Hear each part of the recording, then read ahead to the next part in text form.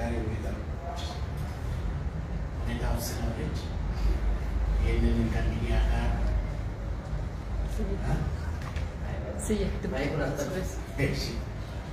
ያው እንደምታውቁት ሀገራችን በአስቸጋሪ ሁኔታ ውስጥ ያለችበት ሁኔታ ላይ ነው።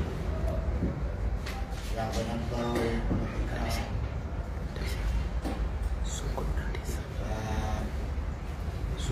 ያለመሰብን ያለመደማመጥን ተመካክሮ ውሳኔዎችን ያለመወሰንን ሀገራችን ላለፉት 50 ዓመታት አስቸጋሪ የፖለቲካ ሁኔታ ውስጥ ቆይታ እስካሁን ደርሳለች። አሁን ደግሞ ይባስ ብሎ እንደምታውቁት በተለያዩ መንገዶች በተጋፋው ፖለቲካ በአንዳንድ ግምቶች ከ1 ሚሊዮን በላይ ህዝብ ያለበት ጦርነት ውስጥ ወጥተን አሁን ደግሞ ውጤቱ ወደማይታወቅ ሌላ ጦርነት ውስጥ እየገባን ነው።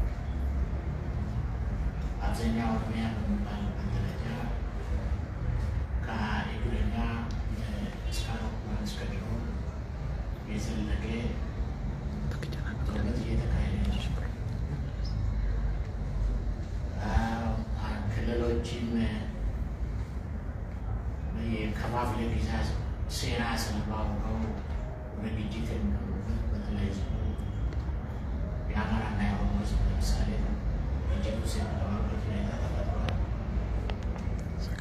ስለዚህ ከእነዚህ አይነት ሁኔታዎች ለመውጣት ምን መደረግ አለበት? ከእያንዳንዱ ምን ይጠበቃል? ከኢትዮጵያውያን ከዓለም ማህበረሰብ ሁሉም የሚጠበቅ ነው ማሰብ መለስ ነው። በአማርኛ የተዘጋጀውን ስልጠና ያነብልናል። በኦሮምኛ የተዘጋጀውን ወደ ጀኔ ያነብልናል። ከዛ በኋላ አንዳንድ ጥያቄ ካላችሁ ወደዛ እንሄዳለን። ሱልጣን ኦሮምኛ ይቀጥል።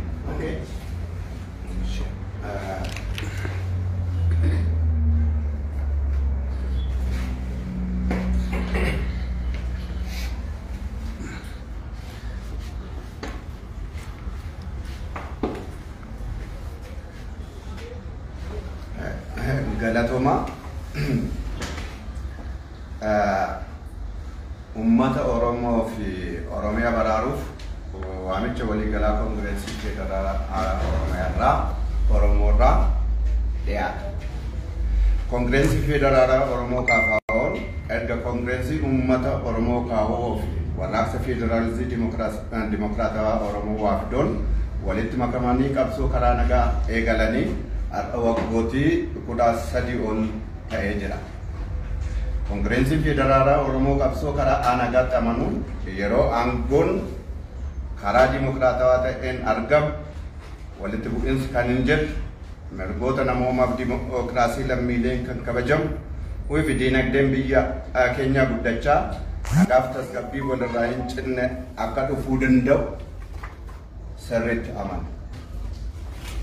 Bu'uuruma kanaan koongireensii federaalaa Oromoo filannoo biyyoolessaa biyya kanaa keessatti gaggeeffamaa turan 4 bara 1992, 1997, 2002 fi 2007 irratti yoo hirmaatu filannoo bara 2013 gaggeeffame keessaa immoo humnaan dhiibamee bahuu isaa beekamaadha.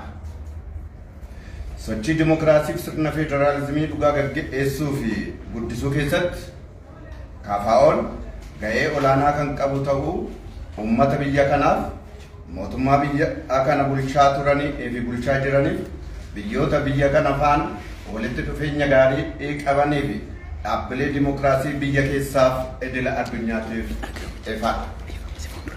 Haa ta'u malee bulchitoonni biyya kanaa mirgoota sabaaf sablammiif ummatoota biyya isaanii eegsisuun karaa dimokiraatawaa dhugaa ta'een filannoon aangoo argachuun humna qawweetiin sagalee ummataa ukkaamsuun aangootti ol bahuu filachuun fedhii aangoo isaanii guuttachaa akka turaniif itti jiran qaamoleen ilaallataniif ifa. Baroota arfan darban Oromiyaa keessattis ta'e Itoophiyaa maratti walitti bu'iinsiif waraanni gaggeeffamaa jiraniif sababiin dursaa uummanni keenya qabsoo waggootii dheeraatiif sirna dimokiraasii uumamuuf bulchiinsa federaalizimii dhugaadhaan walqixxummaa bilisummaa irratti hundaa'e taasifame gufachiisuun of tuulummaa paartii tokkoon kan hoogganamu sirna abbaa irree itti fufsiisuusaati. Bal'inneef qabiyyeen jijjiiramichaa irratti waliigaltee kan hin qabaanne miseensonni Addawaawii jijjiirama bara 2010 gara kuteenyaan milkeessuuf fedhii dhiphoo aangoof qabaniif biyyittiif uummata ishee gara waraanaaf gaaga'amaatti galchuun keessumaa Addawaawiin bakka kan bu'e paartiin badhaadhinaa dogoggora qimmiddii siyaasaa hamaa keessa Addawaawiin galchee ture sirreessuurra bulchiinsa abbaa irrummaa haaraa irratti fe'uuf socho'uu isaati. Maqaa filannoo haqa qabeessaa fi bilisummaatiin tiyaatira siyaasaa Addawaawii irra deebi'uun uummata Itoophiyaa badii abdii kutachiisaa keessa galchuu isaaniiti. Waggootii walakkaa jaarraa tokkootiif gaafatamaa kan ture gaaffii uummatootaa deebisuur mootummaan karaa sagalee uummataa ukkaamsu hamaa uumamuusaati. Kanuma hordofee yeroo ammaa kana Oromiyaan waraana fi gaaga'ama siyaasaa waliigalaa ta'e keessa galteetti. Guyyaa guyyaan dhibboota baay'een kanneen lakkaa'aman namoonni nagaa yoo ajjeefaman kumaatamaan kanneen lakkaa'aman immoo sababa walitti bu'iinsaaf hongeen qe'eef qabeenya isaanii irraa buqqa'uun deeggarsa gahaa malee beelaaf qorraan saaxilamaa jiru. Naannoo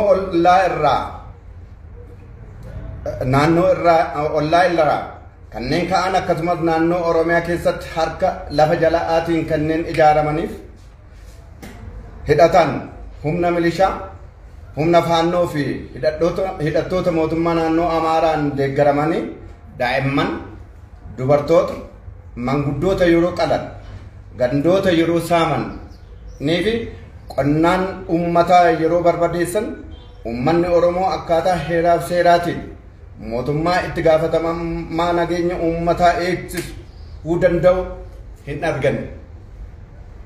Milishoonni kun ukkaamsuudhaan harka isaanii kanneen galfatan dargaggoota nagaa qeerroo shanee qabanne jechuun haala sukkanneessaan erga ajjeesanii booda bifa baallaa amala nama oomaa aadaa fi safuu biyya kanaa cabsuun akkasumas haala waltajjii kanarratti addeessuu hin malleen reeffa irratti yeroo haasa'an ni argama. Uummatichaan deeggartoota shanee fi soortota shanee kanaafuu qurxummii qabuuf galaanicha gogsuu barbaachisa jechuudhaan lafarraan raayyaa ittisaan humna addaa Oromiyaa poolisii federaalaa akkasumas qilleensarraan humnoota biyyaa alaa qindeessuun xiyyaara malee yookaan diroonii jeettii fi helikooftera waraanaatiin bakkeewwan gabaatti, bakkeewwan manneen jireenyaa uummata nagaatti, manneen barnootaa, bakkeewwan sagadaa amantiiwwan adda addaa osoo addaan baasin bakka tokko boombii fi rookeettiiwwan itti roobsuun namoota nagaa fixaa jiru. Rakkoo Oromiyaa keessa jiru osoo sadarkaa kanarra hin gahin dura karaa nagaan marii siyaasaan fala akka argatuuf irra deddeebinee himaa fi gaafachaa turrullee humni paartii badhaadhinaa garuu waamicha keenya dhaga'uuf eeyyamamaa ta'uu dhiisuunii fi uummaticha tuffachuun rakkicha furuu fi mala waraanaa filachuu namoota nagaa du'aa fi dararaaf saaxileera. Adeemsi dogoggoraa kun waggootii afur boodallee bu'aa kan finne ta'urrayyuu gaaga'ama siyaasaa daran akka babal'atuu fi caalaa immoo qaama mala babal'atuu fi walxaxaa akka ta'u darbees akka kutaalee Oromiyaa maratti akka babal'atu taasiseera. Hunda caalaa immoo qaama mala farra okkaraa yookaan counter insurgency isaa kan ta'e haala gaaga'amsa lammiilee nagaa saaxiluun akka ofirraa ittisan jechuun kakaasuu, hidhachiisuun, filachuun isaa naannoo ollaa irraa humnoota ijaaramanii fi hidhatan gara naannoo Oromiyaa godinaalee Wallaggaa, Shawaa Kaabaa, Shawaa Bahaa akka galanii waraana irratti akka hirmaatan gochuun Oromiyaa keessatti dhumaatii hedduuf kanneen affeeraman haalawwan walitti bu'iinsa waliinii kanneen hordofsiisan akka uumaman gochaa jira. Haala kana aangoo mootummaa irra kan jiran paartii badhaadhinaas ta'e warri cina isaatti walitti qabamanii leelliftoonni siyaasa okkaraatiin dirqamuun mancaatii nageenyaa, siyaasaa, diinagdee, hawaasummaa fi kufaatii waliigala biyyoolessaa kan to'atamuu hin dandeenye akka uumamu ta'eera. Kanaafuu balaawwan waliigalaa uummata Oromoo fi Oromiyaa akkasumas Itoophiyaatti dhufaa jiru kanarraa baraaruuf Koongireensiin Federaalaa Oromoo qaamolee armaan gadiitiif waamicha armaan gadii dhiyeesseera. Tokko, paartilee badhaadhinaaf mootummaadhaaf daandiiwwan nageenyaa hordofuun waraana keessa